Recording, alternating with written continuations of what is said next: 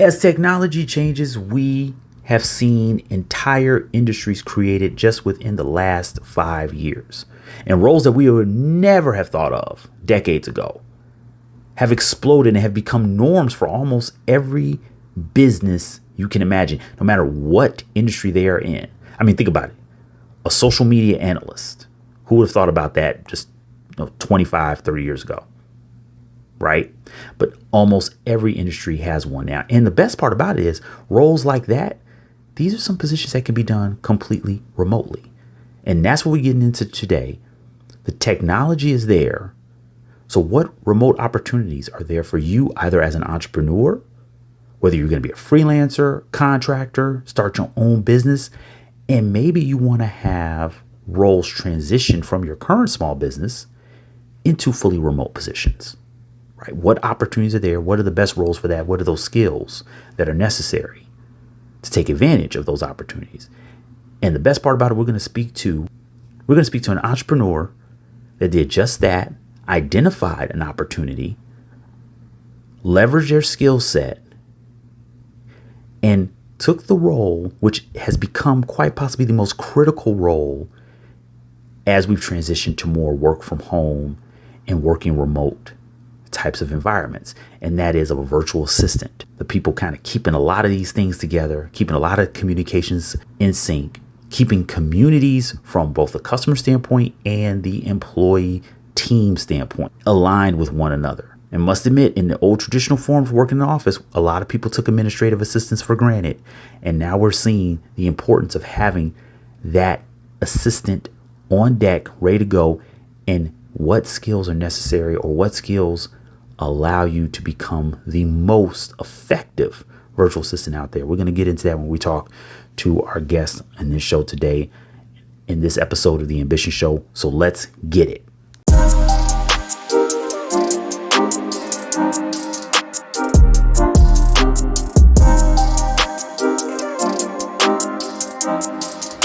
All right, what's good, everybody? It's your boy, Aaron Muhammad, back with another episode of The Ambition Show. And as I said from the top, technology has created a lot of new roles, right? And has helped people transition into finding new opportunities, into finding new roles. And I must admit, one of the few positive outcomes that came from the COVID-19 pandemic, right, where people literally felt like the world had stopped. Well, the world doesn't stop for nobody. It keeps on turning, keeps on going. And we all had to find a way to deal with this transition because the world is definitely not the same afterwards. It can't be going through something like that.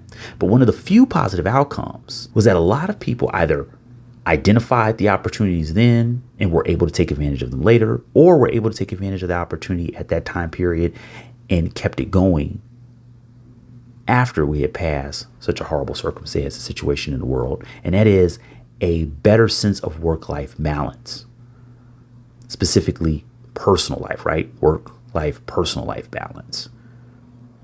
Because a lot of people were able to identify, I could work from home. That way I could take care of things at the home. I could spend more time with my family. I could travel while I'm working, right? Because I enjoy, just from a mental break, I like to change scenery. I like to see the world.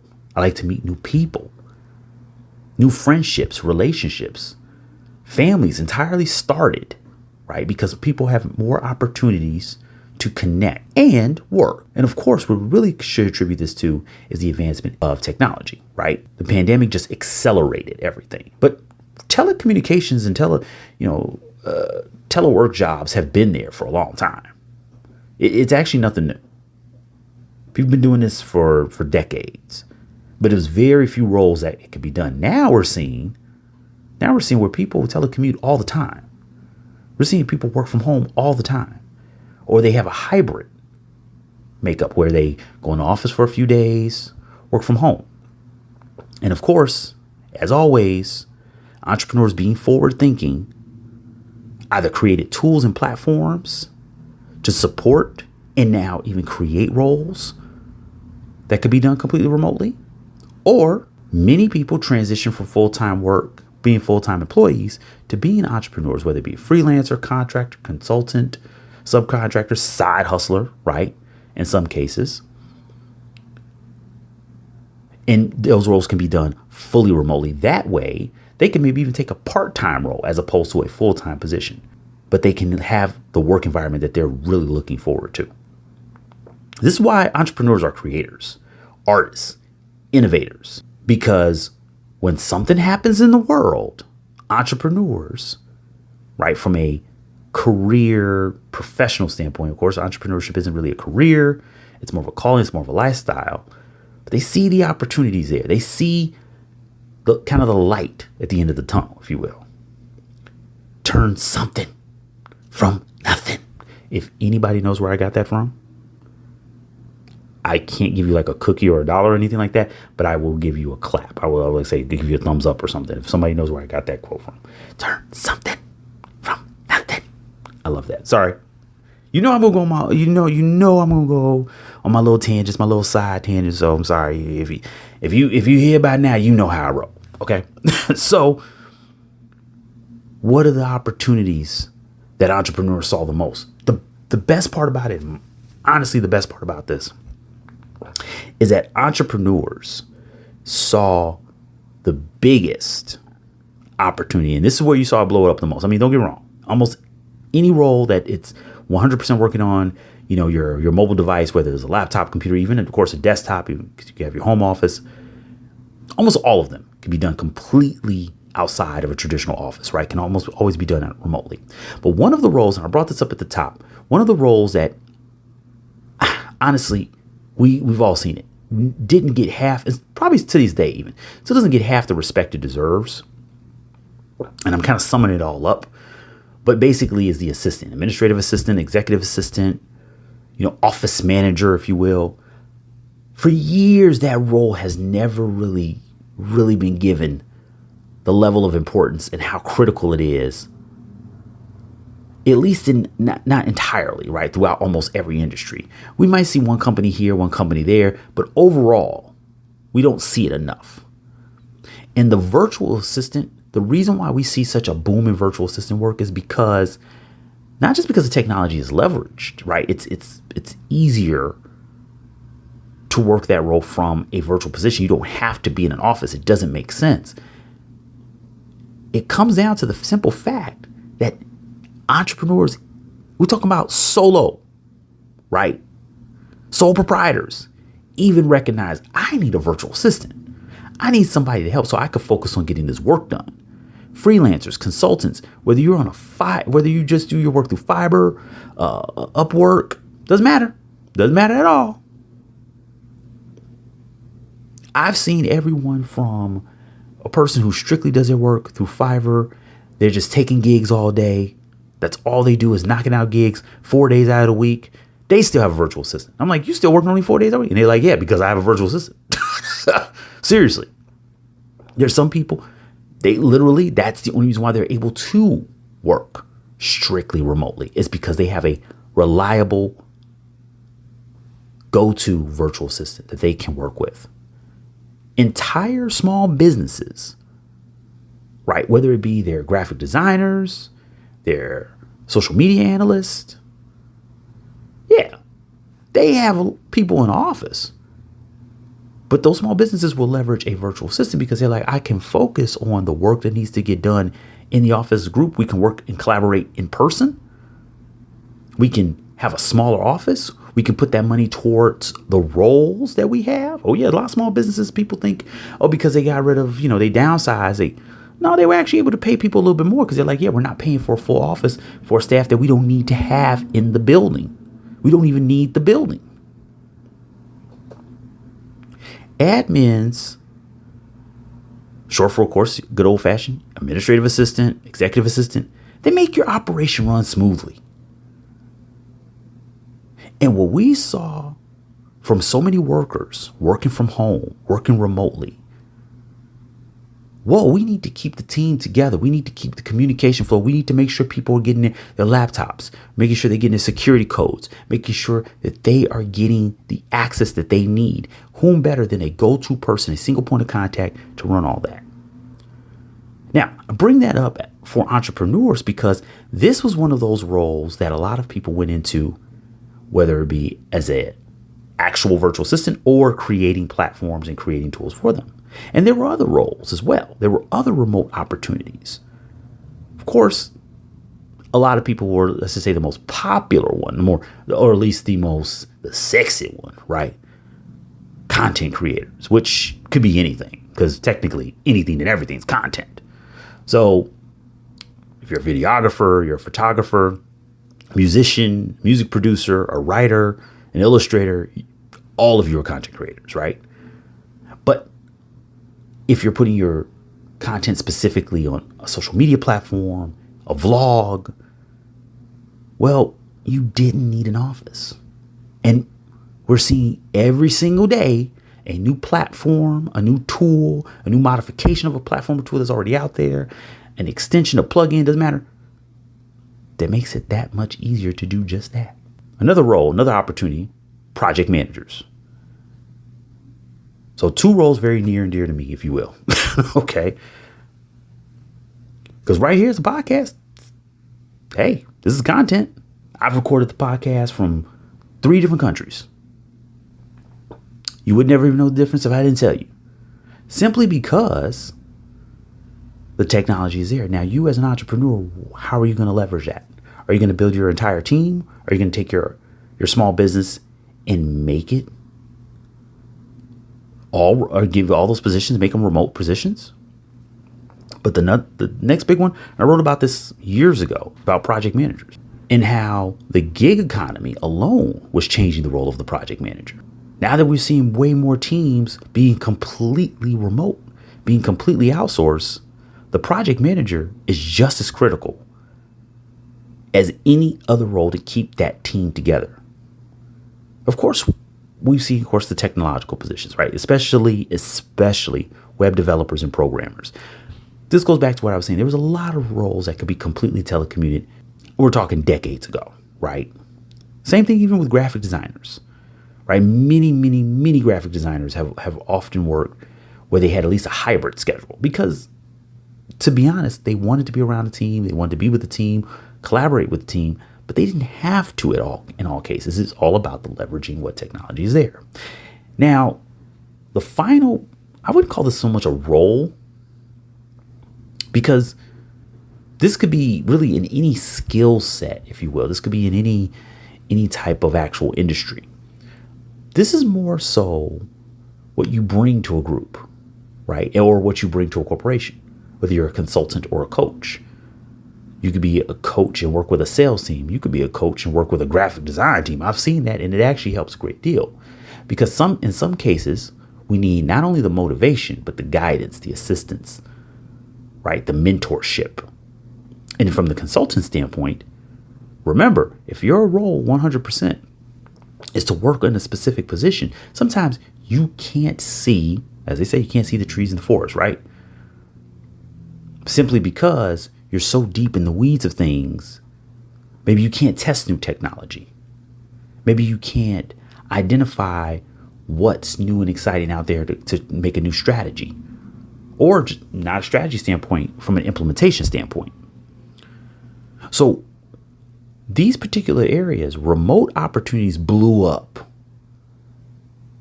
Like I said, not because of the pandemic. It put that stress in it. It just heightened things. And then afterwards, more and more people took a step back and just said, whoa, not only these areas, these are core areas, but there's so many other roles that can be done 100% remotely. Now, you as that entrepreneur, we're going to take this from 2 standpoints. Number 1, let's say you're starting the business. Or number 2, you have a business already. What role can you leverage the technology that's there and make it a 100% remote role? The reason why I'm bringing this up, and the reason why this came up as a topic from one of our core spaces and wanted to turn to an episode, is because I was constantly seeing a lot of questions about people they put boundaries around the way they think. Oh, this role has to be in office. This role has to be at this position. This role has to. It's like, this is where we've seen a lot of corporations fail. And as an entrepreneur, it's the last thing you ever want to have around you, is where you're restricting that innovation. Embrace the boundless possibilities of being a remote entrepreneur. or remote business owner? Does your entire team need to be in the same office with you? See, the digital age has really opened up those doors to opportunities for those ambitious individuals who really look at it through innovative eyes. Never restrict yourself, guys. That's one of the worst things we could do as a creator. And remember, as an entrepreneur, you are a creator.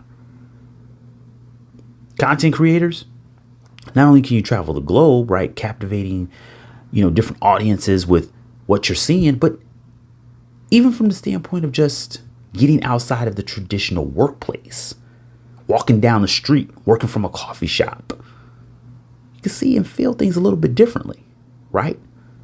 I can tell you one of the best things about if you work in marketing or advertising, one of the best things you could do, I know it sounds crazy, but you can speak to anybody who works in the industry and they'll tell you, people who are really, and I do mean this, the best of the best in advertising, marketing, they're watching TV, they're watching movies, they're listening to the radio, they're listening to podcasts, they're constantly in front of billboards, advertisements, things that are stimulating, things that are really making their minds work to understand, to break down the situation, what's happening, how these people handling this conflict, what's the story about, what's the communication, what's the background of what I'm listening to, right?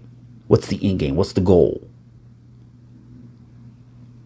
They're constantly being thrown new content, for lack of a better term, new ways to stimulate their brains because they want to see, well, what are people listening to? What's captivating their interests? What's making them think? What's making them make decisions, or what's helping them make decisions, or what's informing their decisions? What's the value propositions that are out there? Anybody worth their salt in marketing and advertising? They're not living in a silo, right? So what better way if you have a marketing team? What better way if you have a marketing manager? What better way if you want to be that marketing consultant? You need to be out there in the world, moving around, seeing what's going on, right? And I do mean that, in the world. You notice I keep talking about remote work and I talk about work from home, and I do go back and forth between the two, but I'm not saying work with one. No, you need to change it up. Stimulate the brain, work that muscle, throw real life content, real life stimulation, real life interaction. Not just sitting in front of, hey, I love YouTube. You're watching this on YouTube. Go YouTube. Don't forget, like and subscribe. I just had to throw that out there. I rarely say that in my videos. I rarely say that. Like and subscribe. I don't know why. Tangent. Sorry. Tangent. So sorry. Tangent. So sorry. That was a tangent. But get out there. Like and subscribe first. And then get out there. Oh, you know what? If you listen on your phone, like and subscribe. And then get out there. Okay. Connect with people. I met great web developers, programmers at coffee shops, co-working spots, libraries. Yes, those still exist. Libraries do exist. And if you are a graphic designer, I'm really gonna put the pressure on graphic designers. Hey, I know how easy it is just to zone in on your desktop, zone in even with a laptop, and be at home or be in your home office, right? Your designated creative space, and that's great. Don't get me wrong, but you got to change it up. Get out there, work in the world. What opportunity is there for you as an entrepreneur?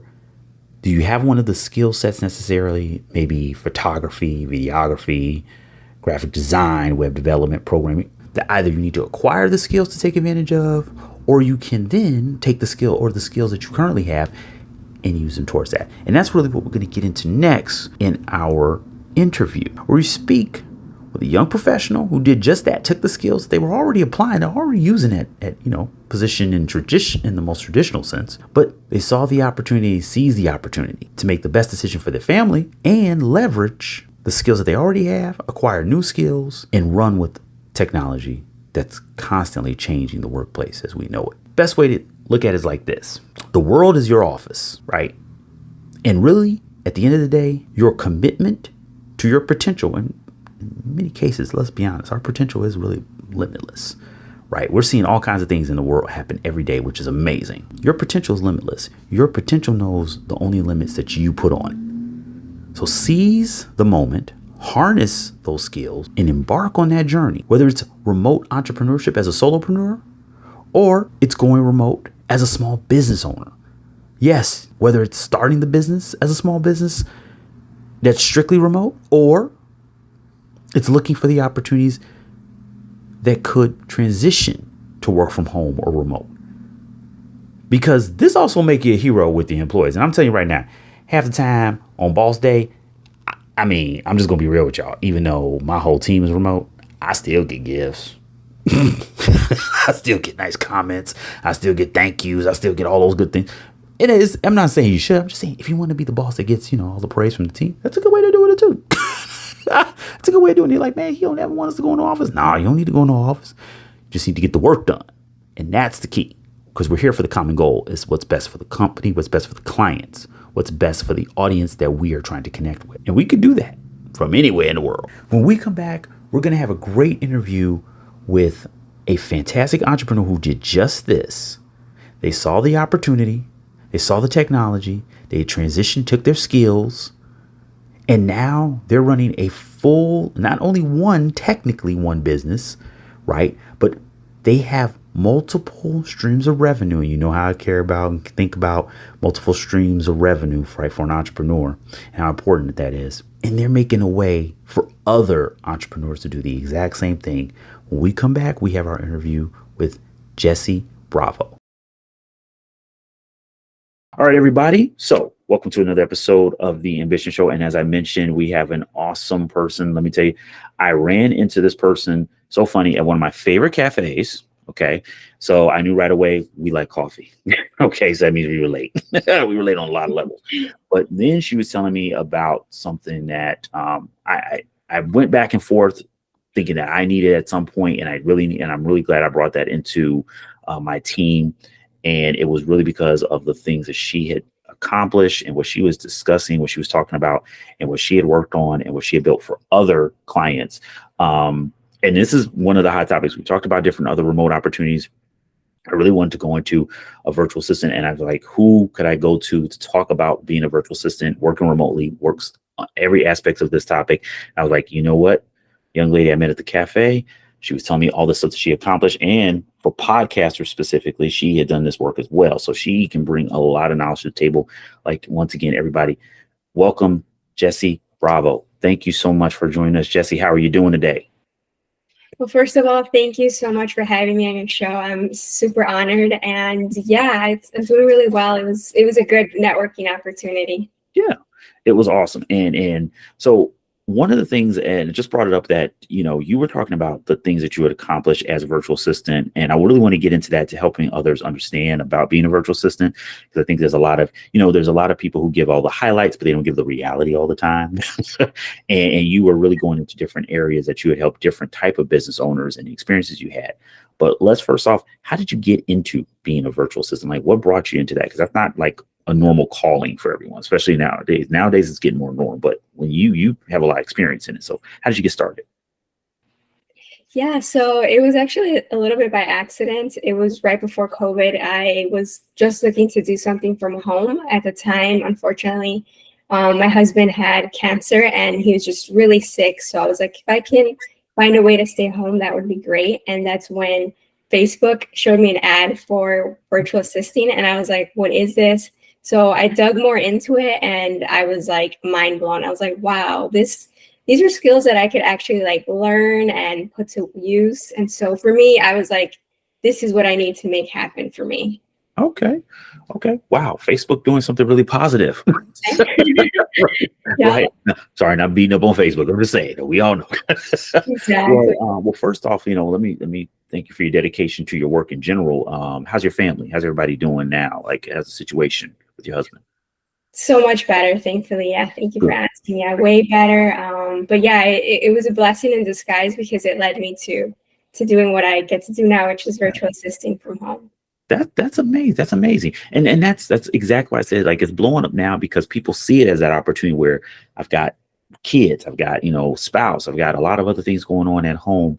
Tell me just roughly, I know you're doing a lot of work, but roughly give me a start to finish, or what's a typical day for a virtual assistant? Yeah, so a typical day for a virtual assistant, for specifically like how I'm helping clients, Yeah. a lot of content management, Okay. specifically like social media. So I'm generally helping clients, since I do like podcasters, helping them with managing their podcast, making sure they have like all the right thumbnails, making sure they have everything for it, making sure their posts are going out on Instagram, replying to their DMs, replying to their comments, and really just keeping that like online presence alive and thriving. So really just being that behind the scenes of their digital presence. Exactly. Okay. Okay. Yeah. So I mean, really all the things I remember, and I brought this up in the episode earlier. I remember when I worked in corporate world, and it was at one point we had an assessment. It was really crazy. All the directors, they were like, do we need administrative assistants? Which is like, that's what an executive assistant is, what a virtual assistant is. Your executive assistant, same thing. And it was funny how they tried to test it out for 1 month, and it was pure chaos. So like you said, you're doing everything behind the scenes. I know as a podcaster, as a person running a business, this is no joke. Like you have to do a lot of work. So you're doing, like you said, you're doing everything behind the scenes. So Yeah, you're making things are running a lot smoothly. When it correct. comes to social media, that's a lot of work. Like you said, you do. Do you create a lot of the content, or do you just edit? How does that work with Yeah, yeah. so a lot of clients, they usually already have like templates that we could just go in and do. But sometimes there'll be clients that are like, I trust your creative eyes, so go to town and make content for me. In those cases, it's fun, but it's a lot to work on, just creating posts for them, audiograms, stories, and things like that to just keep promoting their podcasts. Okay. Okay.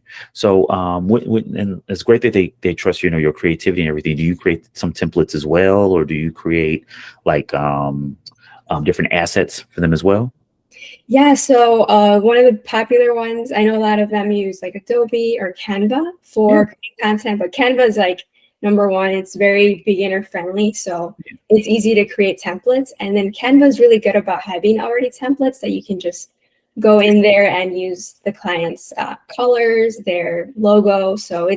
it's really easy to use once you are able to like jump in there and play around with it. Okay. Awesome. It goes right into like, 'cause I was thinking about different tools just when you were mentioning what you were doing, and like you said, Adobe. But I'm a huge Canva fan. I've been using Adobe for years, but that was a learning curve, like Yeah. crazy. What are some other tools that you use as a VA? Yeah, so I personally love to use Trello. It's really good for project managing, and for me, visually seeing like all my clients with everything that has to get done just makes it easier for me because otherwise I'd be overwhelmed. So Trello for me is like a superstar, and then I also really love Airtable. It's a perfect way for you to just kind of like lay out like all the content, and then you can build it out how you want. So Right. it just makes it easier for clients to just run in there and approve content or just see what you're working on. But definitely Asana, sorry, not Asana, Trello and Airtable are really, Asana is also good for Okay. project management. I just haven't used it as much Okay. as the other ones. But yeah, those two I would say are like big, big lifesavers.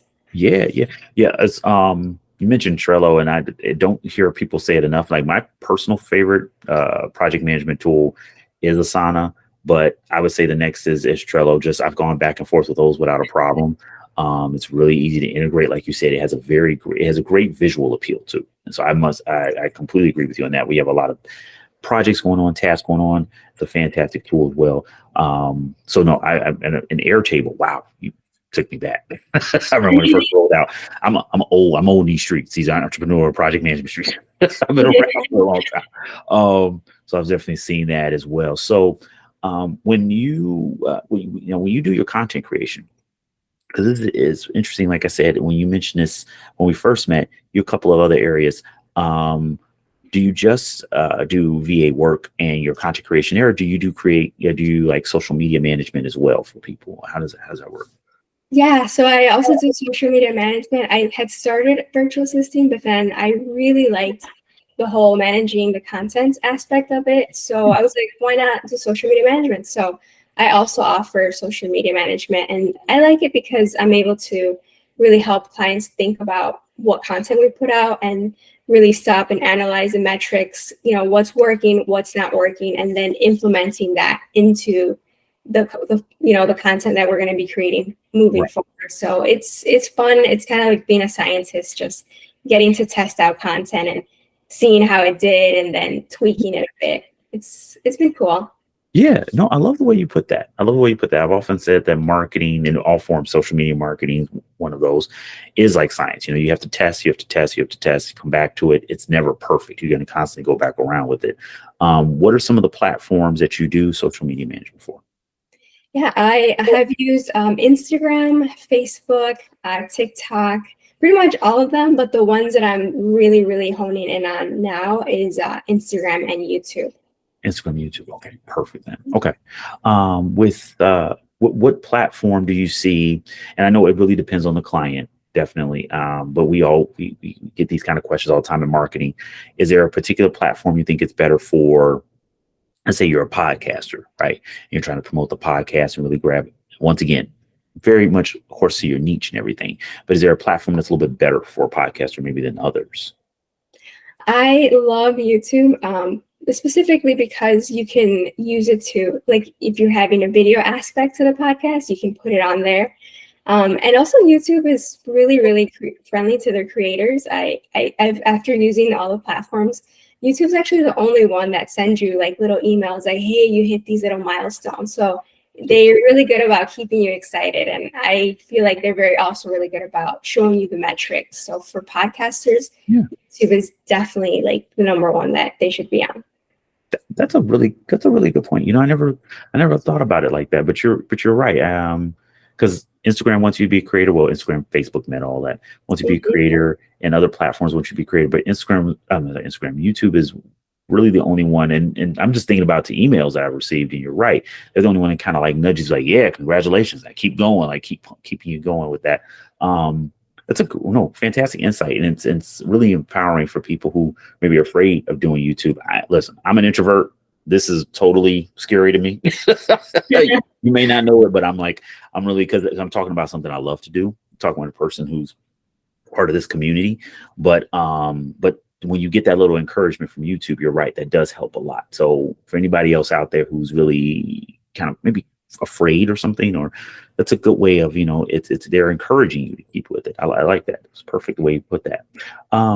So with getting back to like clients, as entrepreneurs, small business owners, not all clients make the same, and sometimes it can be give me an experience, because I know we all have them. And for those of us that are out there who are thinking about becoming virtual assistants, content creators, or social media managers, even going to deal with some, not necessarily challenges, but, opportunities, obstacles. We called it opportunities in project management back in the day. We never called it a challenge. It was an opportunity. So what are some, steal it, take it. Yeah. What's one of those maybe learning lessons or opportunities that you've had with a client in the past that you're like, you know what, that was maybe a challenge, but I'm going to take it and make it a positive thing? What's an experience you've had with clients? Yeah, I'm glad you bring that up because I did have a pretty crazy experience that I was like, after this, I hope everyone learns from my lesson, because never again. And the mistake was that I didn't put in my contract, certain stipulations about pay. And so I unfortunately ran into an issue with a client that went several months without paying me. Yeah, and that was not fun. So I definitely learned a lot from that, just learning to really look at the contracts I send out. And when I'm signing on clients, putting in those expectations in the beginning. So really just letting them know, like, hey, there is like a grace period if payment isn't sent. After that grace period, there would be an additional charge for every day that payment isn't sent. And so had I done that, I wouldn't have been in that issue. But now I know that that's something that's really important, just to not miss out on like putting important things in your contract that protect you and protect the client as well. 100%. I'm glad you said that. Yeah, because that's really the purpose of the contract, right? People, they often take that the wrong way when they think, you can't just have a handshake or, something like that. It is to protect both of us. This is when we're positive, emotions running high, we're really passionate about it. Let's make sure we get something in black and white that we can both adhere to. And you brought up a really interesting point. I like that. So if it's like it's a grace period, that's good. Just wondering about that grace period. Are you still doing work during that grace period, or is that just a grace period for like, hey, I'm not going to charge you an additional fee? Like, how does that grace period work? Because that's a really good stipulation to put into a contract. Yeah, so the way I did it is I just let them know, like, hey, this is a grace period. You have like 5 days to pay the invoice. If you haven't paid the invoice after those 5 days, then you're going to get like an extra charge every day that payment's not made. But I usually continue work until like the end of the month. And I let them know as well, like, hey, just so you know, I am continuing work until the end of the month. Or sometimes they'll let me know, like, okay, pause, and then we'll catch up on payments. So it really helps to communicate that up front. So that way, if you do have to bring it up, it's not like a surprise, or they're like, whoa, they're kind of like, okay, I expected this, give me some time, or okay, I'm sending the payment over. So it definitely helps to have all those stipulations in the contract. No, that's 100%. I'm glad you explained that more, because that's I'm hoping somebody hears that and they take it, because Yes. I've had it where so many people who have literally said to me, "Hey man, we don't need a contract. I'll pay you right now." I was like, no, because under the contract, I want to show that you paid everything up front. Then Exactly.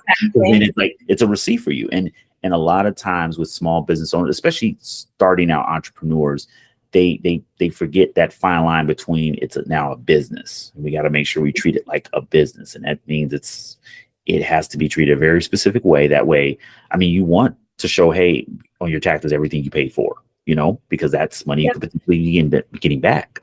Also, bank statements. You want to make sure that you're showing that you have regular transactions going on. So if you're ever potentially for a loan, investors, things like that. So that's why I want you to go into a little more on that stipulation. That's a really good stipulation. I hope people picked up on it if they don't have something like that. It's good, grace period, but hey, you got to keep the point. Pay me. Exactly. So you said you started like around when COVID started, like the pandemic and everything. So that entire time, has it just been virtual assistant and social media management? Have you done any other content creation during that period of time, or what else have you been doing? Yeah, so basically a lot of content creation and virtual assisting. But I have had opportunities along the way, which have been cool because I didn't really plan for them, but to do like UGC content, which was fun. Yeah, so it was pretty cool just because I had like a couple companies approach me to ask, like, would you be able to do a video in exchange for our services? So that was nice.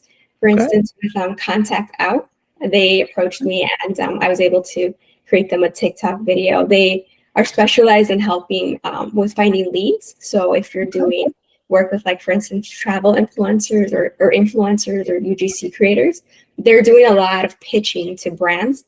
And so that's where like tools like Contact Out could help for you to be able to like find their email or find like the best way to reach them. So I was like, wow, they approached me, and it was already something I was using for finding leads. So I was like, this is perfect.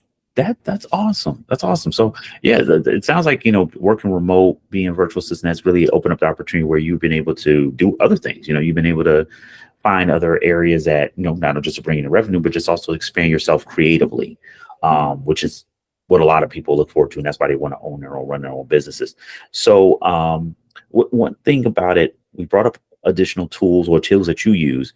What other tools would you suggest for a virtual assistant? Like, what other tools would you think would be helpful for a person who's getting involved in being a virtual assistant? I would say learning all the project management tools, like I had said, Airtable, Trello, like you said, Asana, Basecamp. All of those are really good to have, just because a lot of clients use different tools for managing. So if you already know them, then it's just easy to jump into it. Notion is another good one as well. Good one, yeah. But I would say majorly, the AI tools are like a big just because it's coming up, and being able to learn how to like prompt AI is going to help your VA work be like done way quicker than if you were just like trying to do it all on your own, like how when I had started. So I would say like mastering ChatGPT and all the GPTs that are in it you're going to be set up if you're able to really learn the language for AI and use it for your everyday.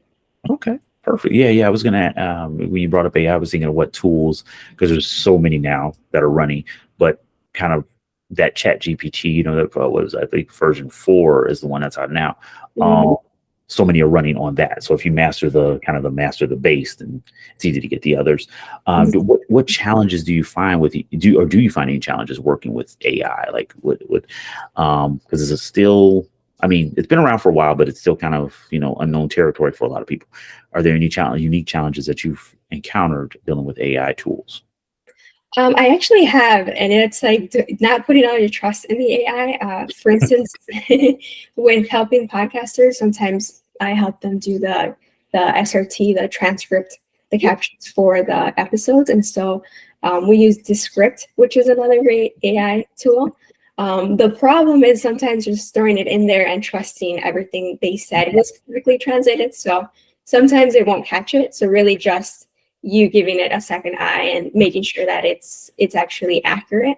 That was a lesson I learned also. But yeah, I would say it's AI helps you do it quicker, but then you just go in there and just double check it that it's good to go. No, good, very good point. Yeah, I do the same thing with different AI tools if I'm using it to help with any copy for websites or something, because it's really good for writing SEO copy for websites.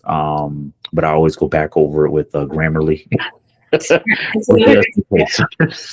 They're like, that don't make no sense. Okay, it might have all the keywords, but that's not a sentence.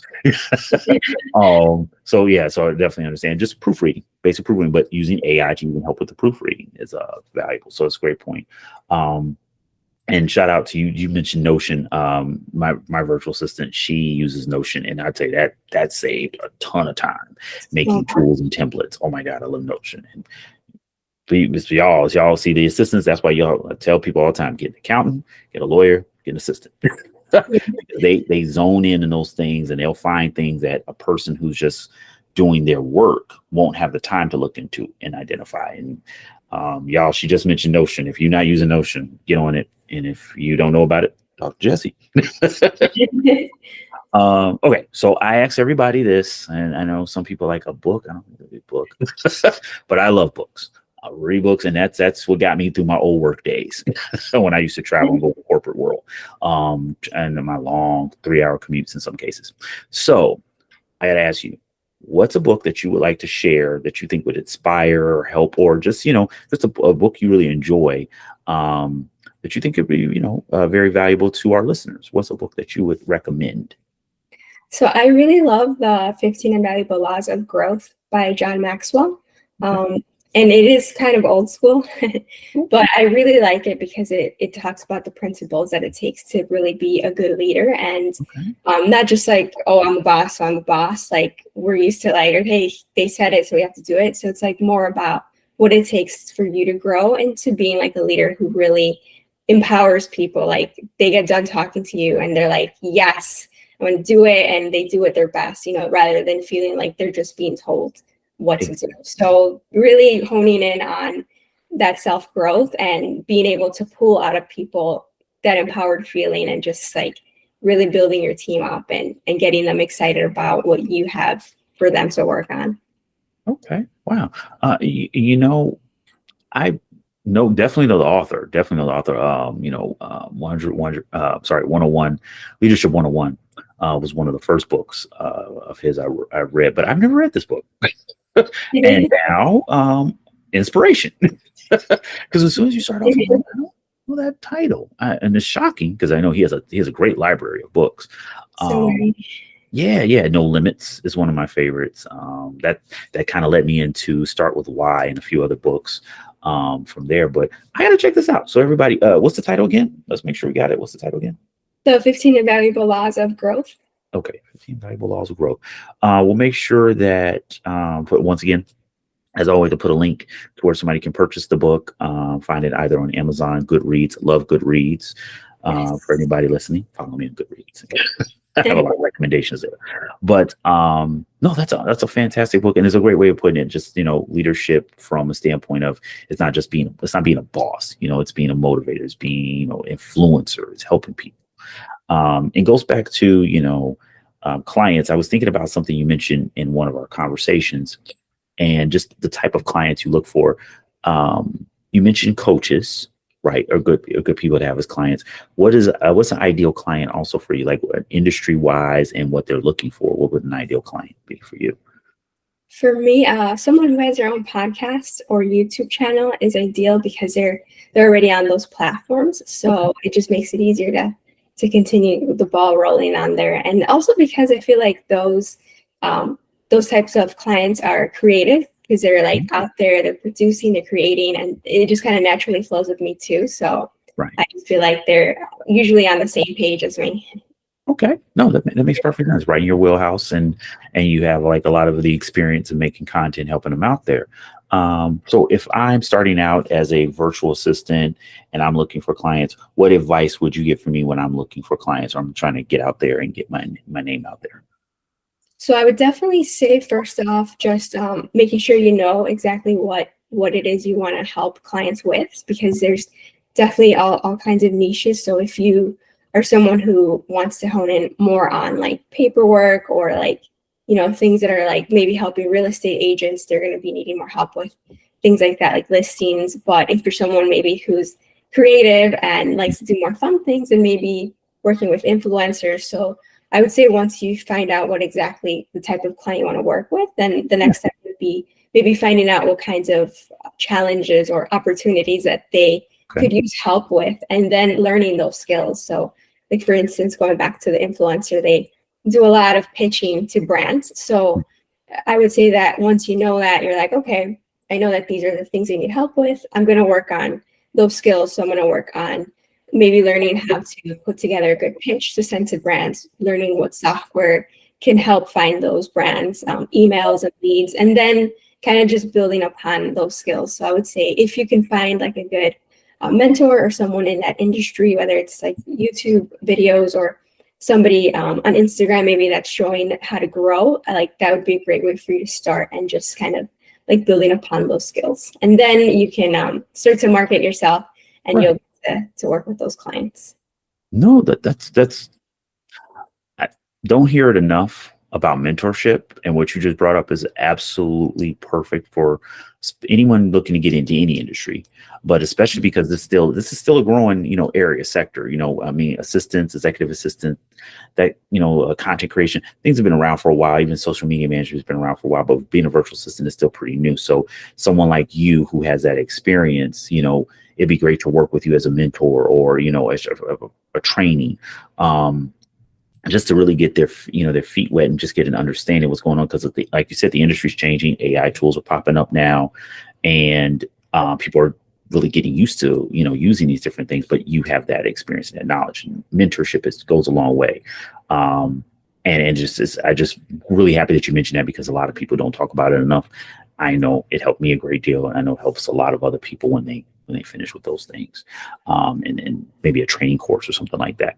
So with that, I want you to leave us with, what are you working on? What's coming up? Okay. And also, of course, how we can find you. So let's start off with, what do you have coming up, or what are you working on right now that you'd like to share with our community?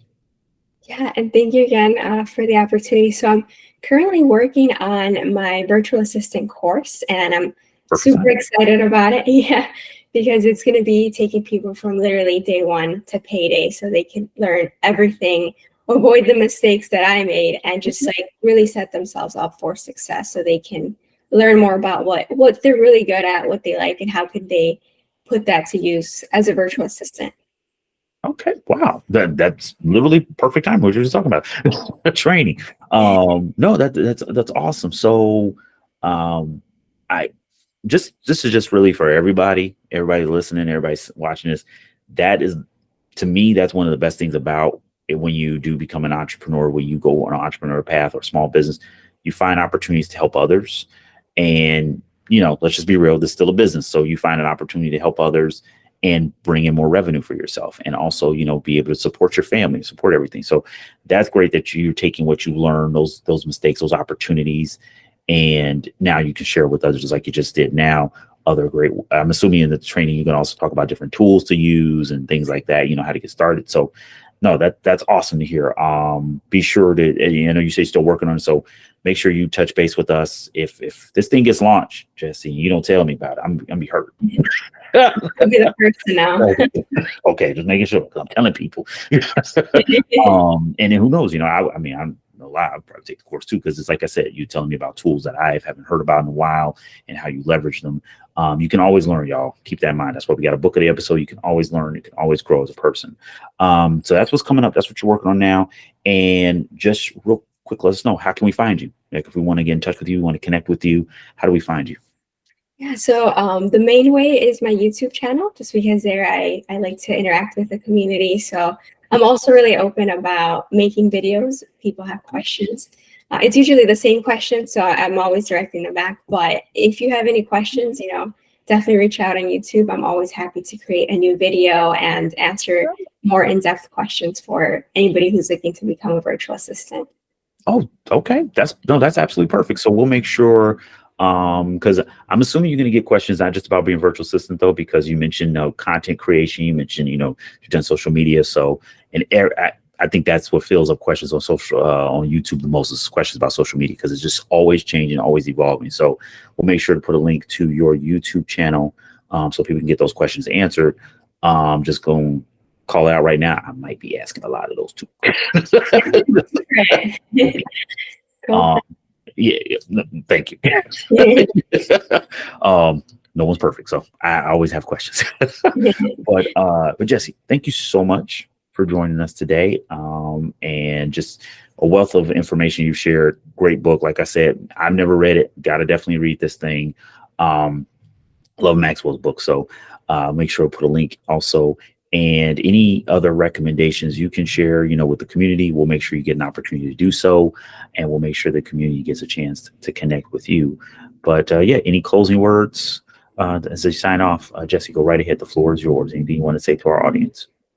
Thanks. So I just want to say thank you again so much for having me. And anybody who's doubting themselves, like, don't, just know that it may be hard at first, but it's not going to be hard forever, and you can do it.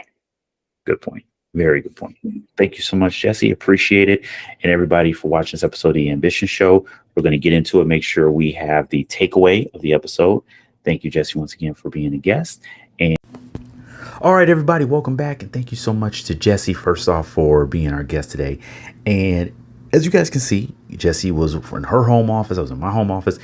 The funny part about that is that, and I thought about this as when I was setting up the interview, I was like, you know what? Let's meet at the cafe. You know, let's interview at the cafe that I met Jessi before. She had overheard me talking about like virtual assistants, social media, just as we talked about, you know, a few moments ago. And the crazy part is I was like, oh, that'd be so cool if we did the interview at the cafe where we met, you know, because it's a great spot. Highlight the small business. Love to showcase small businesses, especially those here in my hometown. But, you know, anywhere, just want to show them as much support as possible. And as schedules, you know, conflicts came up and everything, I thought about that. I was like, you know what's really weird? This episode's about working remote. The episode's about doing things virtually and technology and helping with remote opportunities for entrepreneurs. But we got to have the interview in person. It can't be virtual. It's got to be in person. And, you know, as you think back on things like that, I was like, yeah, I don't need to worry about that. Don't need to worry about that at all. But yeah, side tangent. You know how I do, y'all. You know how I do. Anywho, so once again, thank you, Jessi. And we're going to be looking out for that course. She mentioned a course. And this is my point about when you have that opportunity. If you guys got to, like I said, this all came up from a great conversation in our core spaces. If you're not a part of our core spaces, link to the core spaces in the description of this episode. Check out the spaces that we have conversations in there. I answer questions all the time. But this goes to people kind of limiting themselves, right? And limiting what they see and how they think. If you just take a few steps, you know, and think out a little bit outside the box and say, hey, you know what skills can I take and make a virtual position? That's number one, right? What can I do remotely? What can I work from home? What business can I start for myself? Then you can see other opportunities to leverage the skills, the talent, the knowledge that you acquire or the knowledge you've already had there for years that other people maybe just they just don't have access to, right?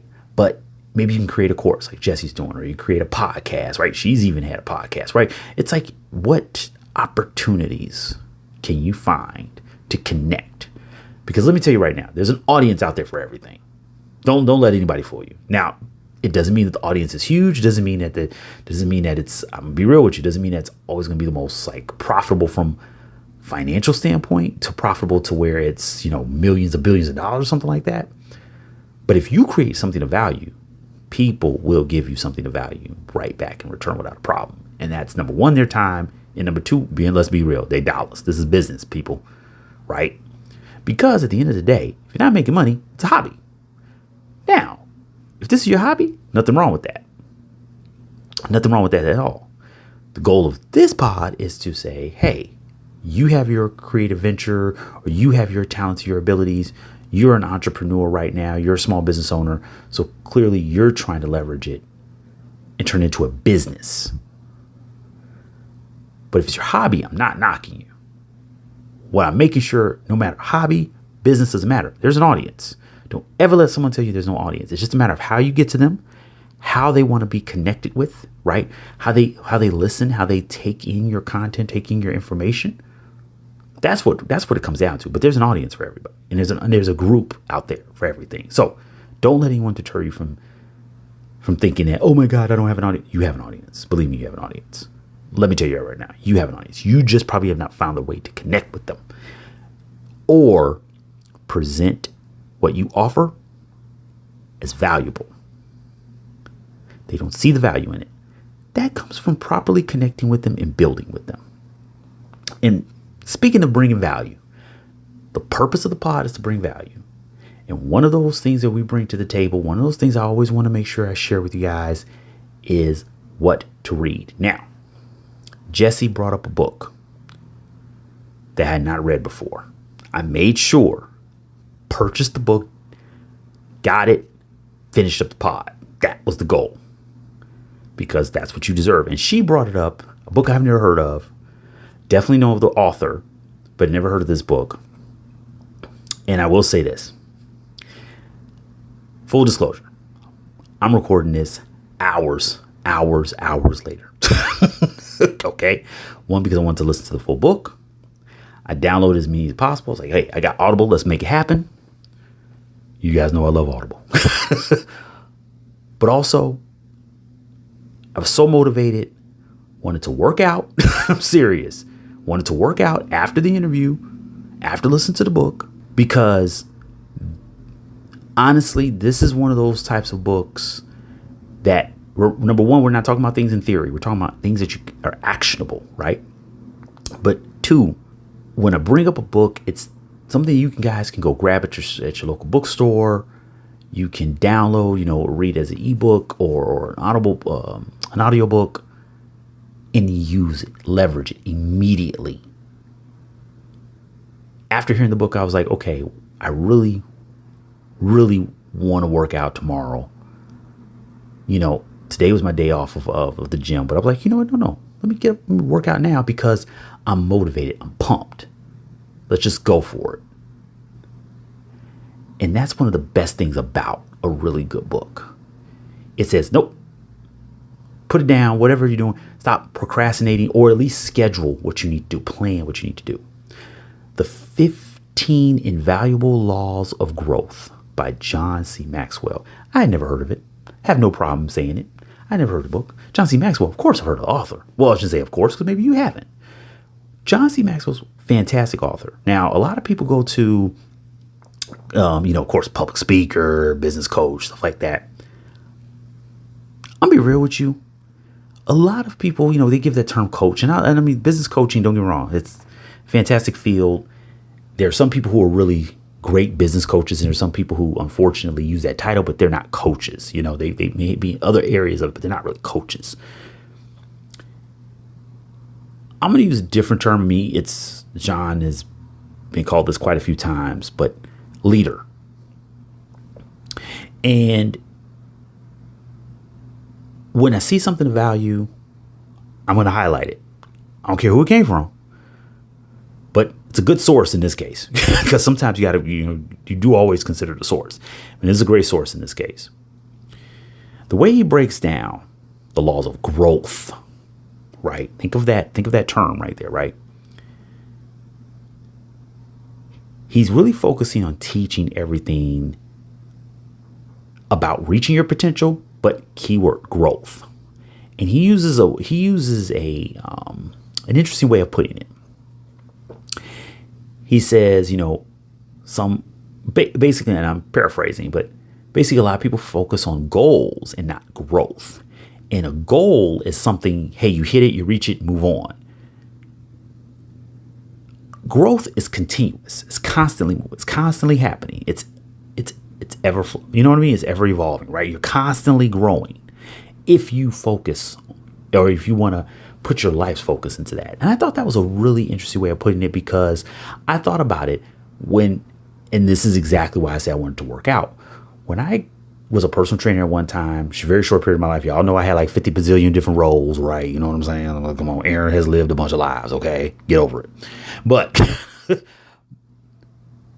I thought about that when people would hit a physical goal, fitness goal, okay, I'm done. Literally, I had people say that to me, like, hey, I'm done. I'm like, you're done? What do you mean? You're not? No more reps, no more of this. Now, don't get me wrong.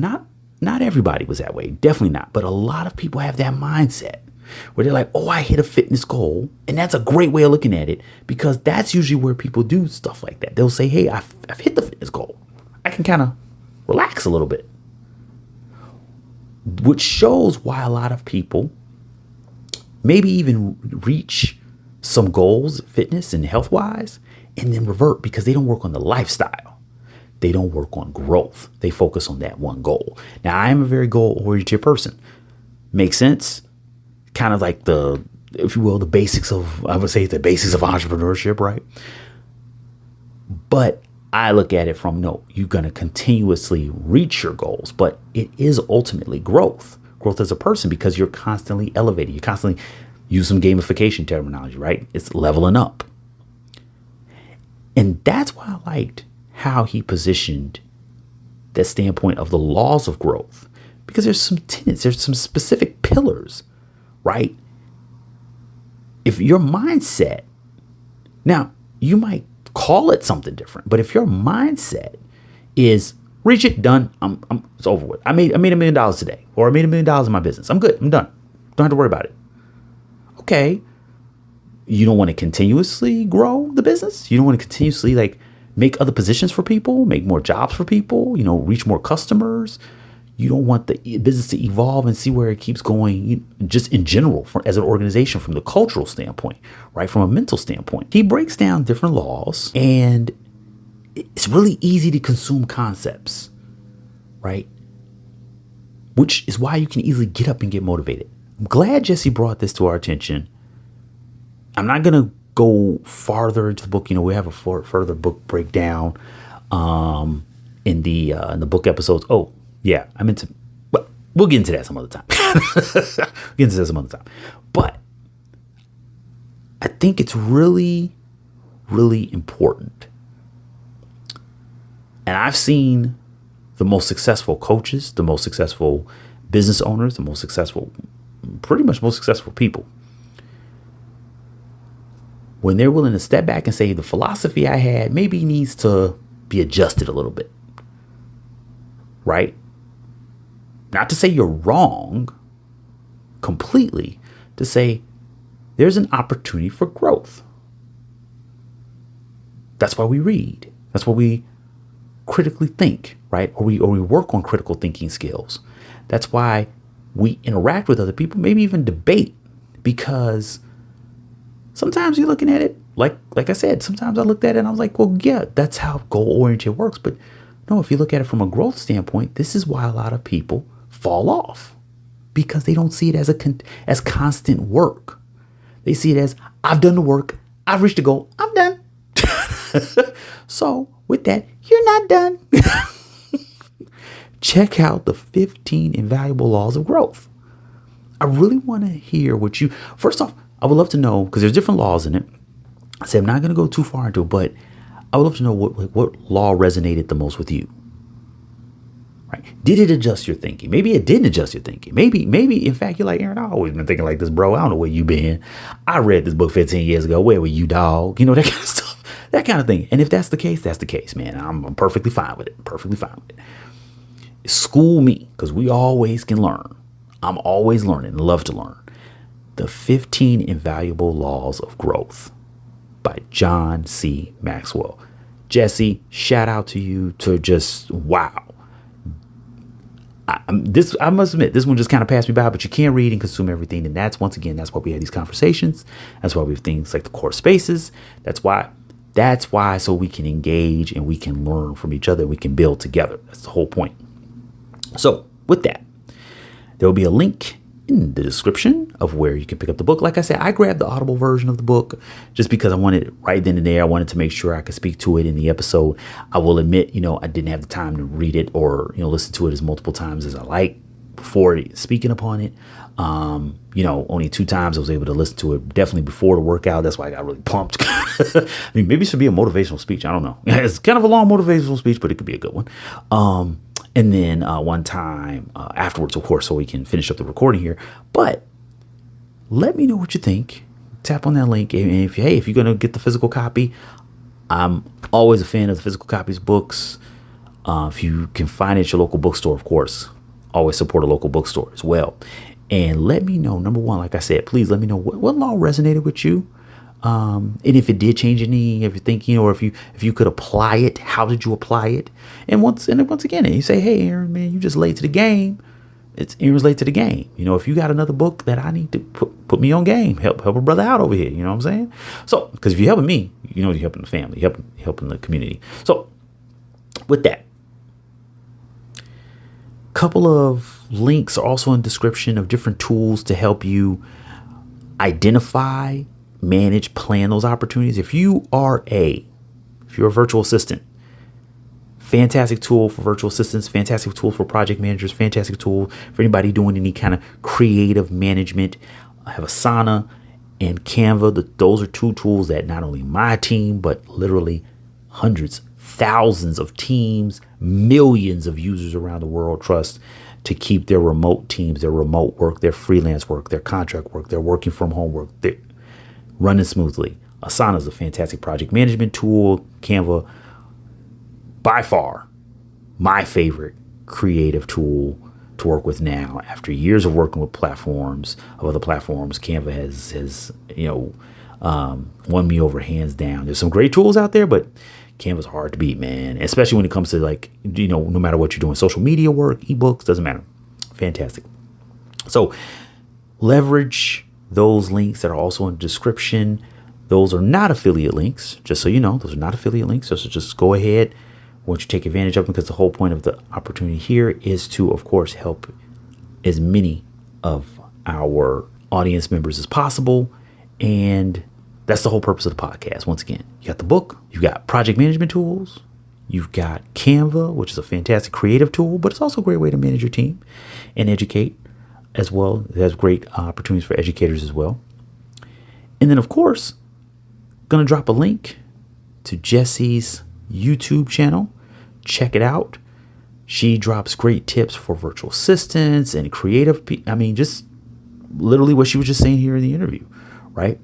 And that's the whole point. The more skills you acquire, the more people you can help. What skills are you going to acquire, when you start advancing, transitioning, working on your thinking or working with the different laws of growth there? What skills will you acquire when you start working with Canva? What skills will you acquire when you start working with Asana, right? And then how can you help others? We'll love to know how you guys are using those tools. If you have another tool, I'm always down for it. If you have another project management tool, creative tool for us to go into, we're going to start doing reviews because we get a lot of questions in core about doing reviews. I'm going to make sure we start doing those too. So we have a couple review videos coming up for our community out there. So with that, thank you everybody for joining us for another episode of The Ambition Show. Remember, grab the link to the book, grab the link to your project management tool, and the best creative platform that's out there right now, Canva. And once again, thank you, Jessi, for coming in and being a great interviewing a great guest, and would love to get any questions that you may have for Jessi. Drop those in the comments as well. I've been your host, Aaron Muhammad. This has been The Ambition Show. We got more coming. Like I said, we got review videos coming. I let one little secret go, but I'm not going to go too far with it about the books. But I'll tell you in the next episode. Best peace and love to you and your loved ones. Take it easy. Have a great weekend. Peace.